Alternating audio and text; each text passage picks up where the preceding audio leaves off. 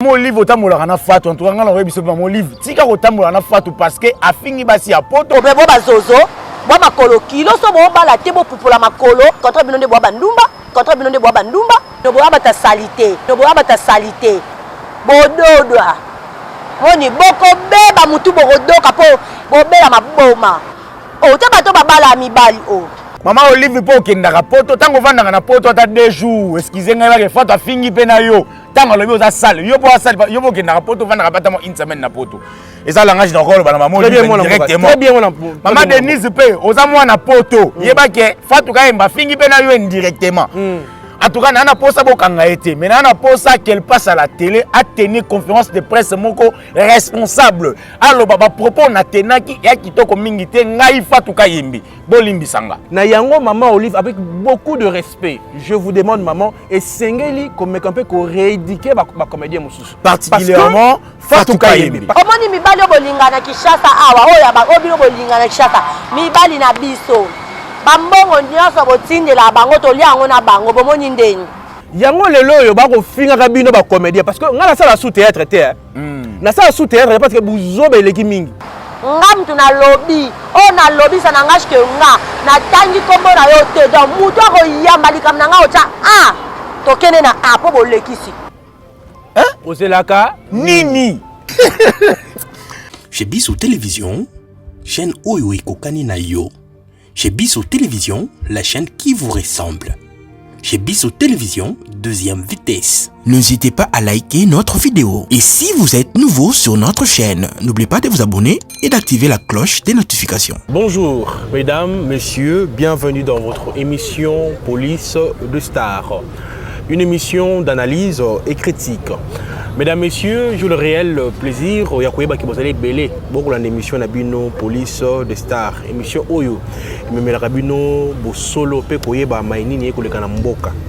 Na yango na pesi mbote na sponsor na biso maman Daniela et Kombolo. Maman Daniela et Kombolo, merci pour na soutien. Alors merci pour na ndenge ko sunga ba femme veuve ba Basi bazali na makokite ko sunga bango. Merci mingi na Denise pour la réalisation kitoko. Bandeko balandi. Na émission lelo tokolobela biloko misato. Tokolobela mai ekolobama na internet na niveau internet pour na ndenge mwana mwasi wa bengami na kombo ya Fatou KAYEMBE ndenge insulter basi ya poto pe ba mama ya poto. Tokolobela kuluka koyeba qu'est-ce qui fait que Fatou KAYEMBE a audace ya kofinga bato en tant que journaliste. La déontologie journalistique, to yebi biso banso que journaliste, topé artiste, comédien, zali muto o yari ko fingate, eza ya ko pekisa ma ba pekisa côté wana. To to ça analyse. Qu'est-ce qui fait que Fatou KAYEMBE azwa na si facilité, azwa audace wana à insulter ba maman ya poto? Parce que to yebi biso banso que ba maman wana ya poto, to ba to wana ya poto, ndenge ba nyoko makakula mukaka 5 heures, ko kende ko luka mwa kayu. Batinde la biso na mboka na biso nete eko kendele tokolobela maimatali Diane o lelo yo bakolobaki abali yango nde lukaki problème oyo esali ke mwana mboka Fatou KAYEMBE insulté ba mama ya poto nazali nga moko te nazana lipasa nanga oboyebi bo lukaki bolobaki bobengaki mwa mingi dio na bino ne sala ka mwa malamu mingi na loki yamsi yambe mwana mboka na pesho mbote mbote ndeko chic mbote na bande kono so ba la biso bisika no so bozwami bozota la biso bisika tout bozwami awe za police de star to banga moto te soki kutu un sénateur en vie ndeko Kabila to na ko bana vérité mwana mboka Daniel Safu to lobaka na vérité ndenge toyoki ba information ba kabele lopangu terrain na ma campagne toyoki makambeze belo to lobaka ba vérité bongo boni makambo karma pa to banga koloba boni Fatou azana na mboko poto banga koloba na ye azaka moto lokwa bato nyonso a ofinga bato puis bato ba ofanda silencieux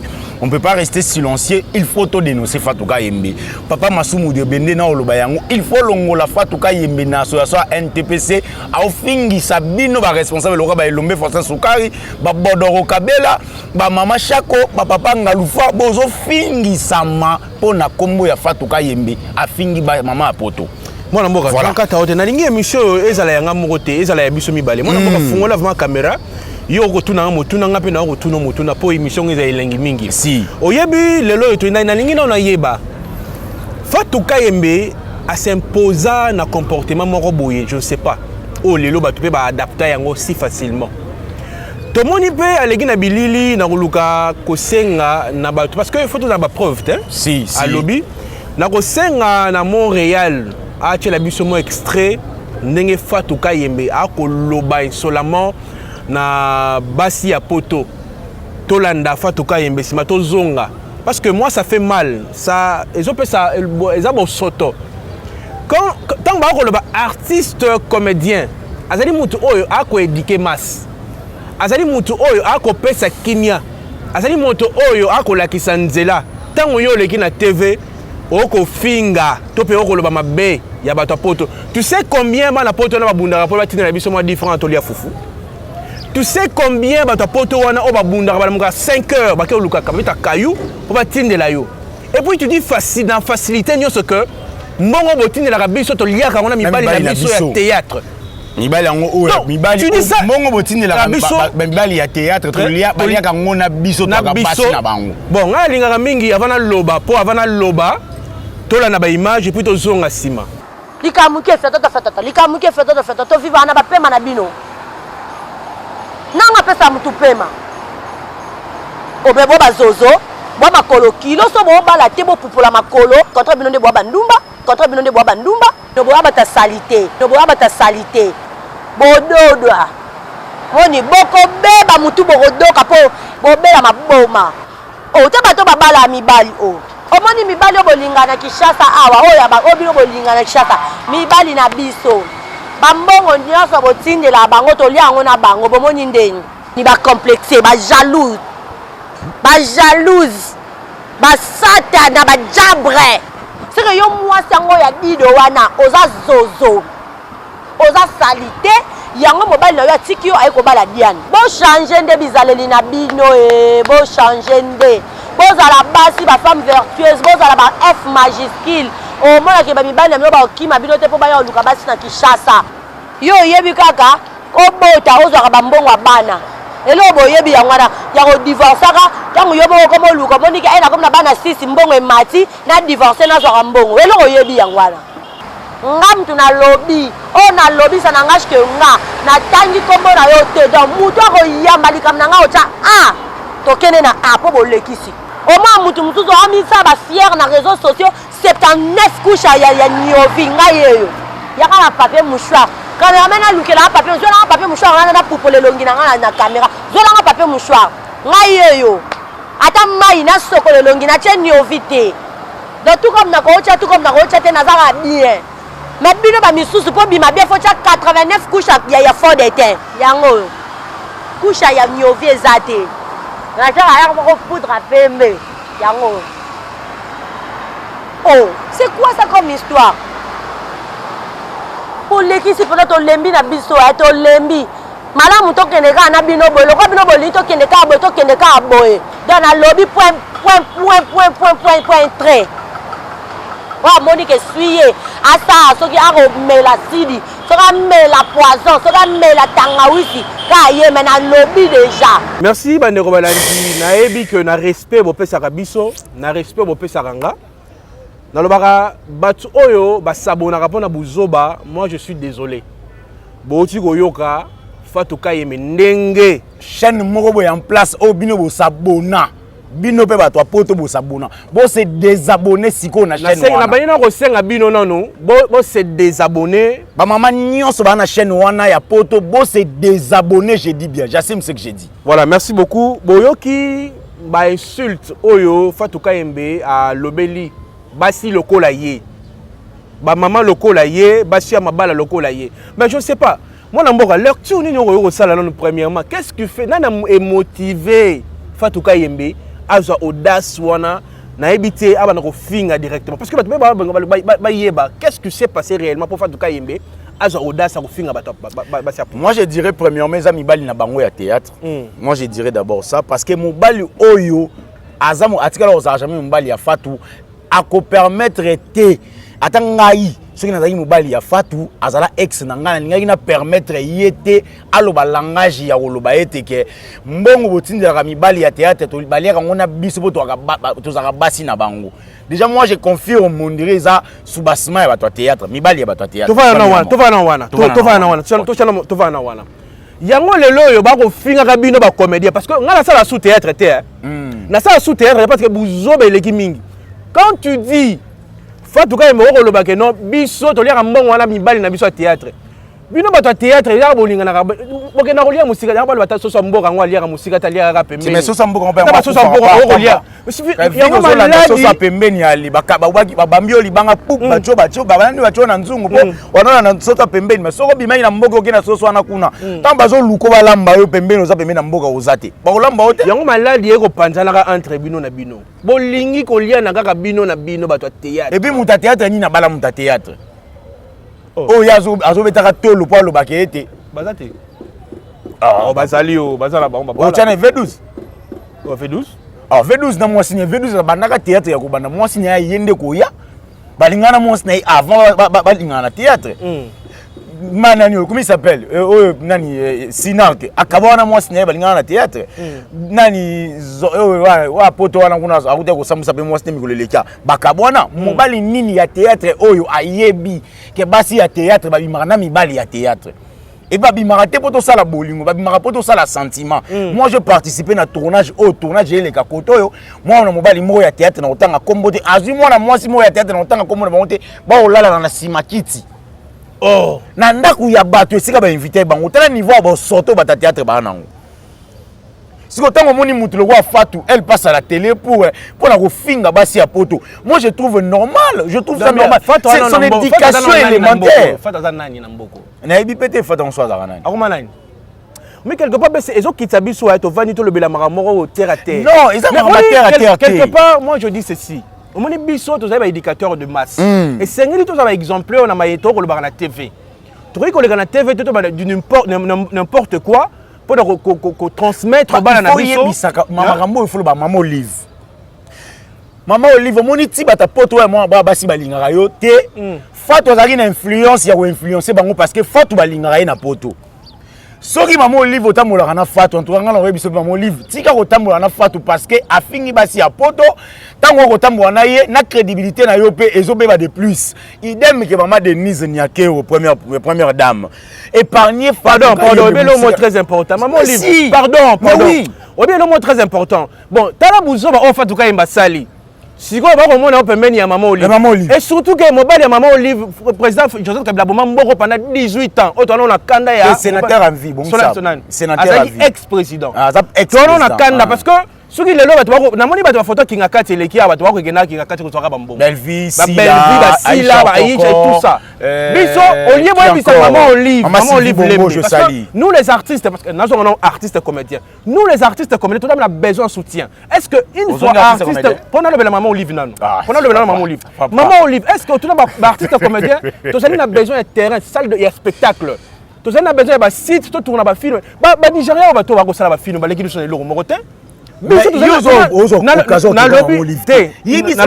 maman Olive est-ce comment expliquer quand même bilongi on ne pas maman Olive est-ce que ba comédien ça ba Fatou KAYEMBE ça ba modéro ça ba mususu ba pas maman Olive il vous a besoin que pas maman Olive ba mususu ba besoin que pas maman Olive parce que na yo ki na liste wana ba tiaka ba même ba locataire ba kenda pas maman Olive ba camarade nous ça pas maman Olive ba ju ba tia ba comment ba tout monde ba ni ba comédien ba artiste comédien ba ke pas maman Olive ni on sonne ezali ni ko boma muninga comédien na yango maman Olive avec beaucoup de respect je vous demande maman et sengeli comme un peu ko rééduquer ba comédien mususu particulièrement Fatou KAYEMBE parce que azali pe image na yo parce que par plateau rokendaka initiative prise outi ko inaugurer awa ozoki Fatou KAYEMBE okene yekuna Maman Pembe la zaki te pour check maman Pembe na place ya Fatou maman Chako azaki te pour longola Fatou o cha maman Chako ozwa Fatou KAYEMBE okene na inauguration au sali Soni ya ba maman avec beaucoup de respect Soni ya maman Olive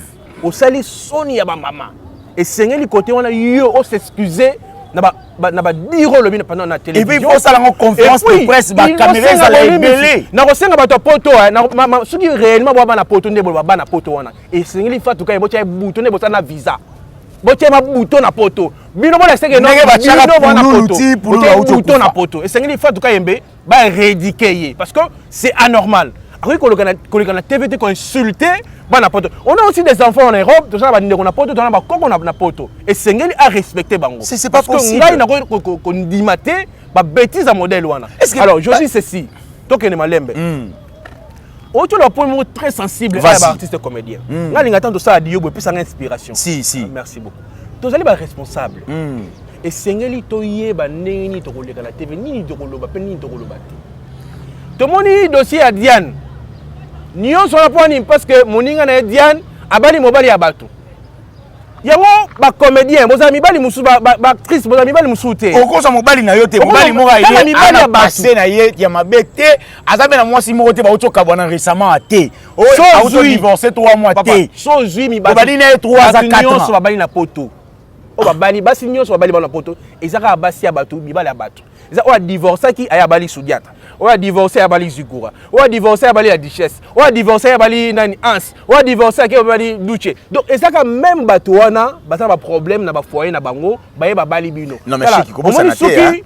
Comment ça n'a été là? Comment ça n'a été? Pas si à Bolingo ici, là, na Bolingo. Mon histoire, il m'a vu choc à Bolingo. Pour ici, la rapide, il faut payer cacazo à Bolingo.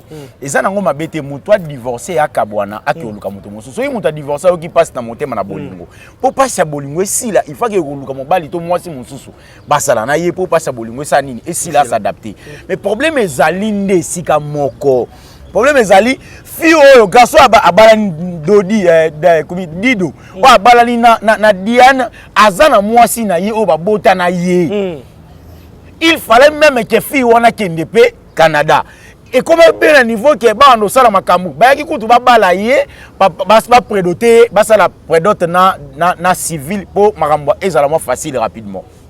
La fille boyagi prédote à l'obité vaut mieux kaka ole to ça va prédote wana tokene na biso comme ça to yo sa makamwana pour ça la yango sima po et pas na biso za soni bandima to ça la civil pendant que pesi no dot te ba olingati nde ya mona ki bongo ezokeni moi tard après aye kolinga Diana dede na comment ko postera mobile yango na ba réseaux sociaux na ndenge ba ye ko balana eza problème te problème eza nini o bandeko bele ba oyebati problème eza onga na koloba lelo ezali bandeko na biso ya mibali ya poto bo betsaka ba serma ba couper trop bandeko ya mibali. C'est-à-dire OK yo za na sermo boye boti bana misa tu 4 na sima ser wana ozui kanda na sima ser wana peut-être j'ai fungwa mayo na sima ser wana parce que ça peut-être porte bonheur na yo quelque part. Mbongo peut-être yo ozui OK ça peut-être bo investir na makamusu yo la kiseke tenga funa za na elle qui ça sapé.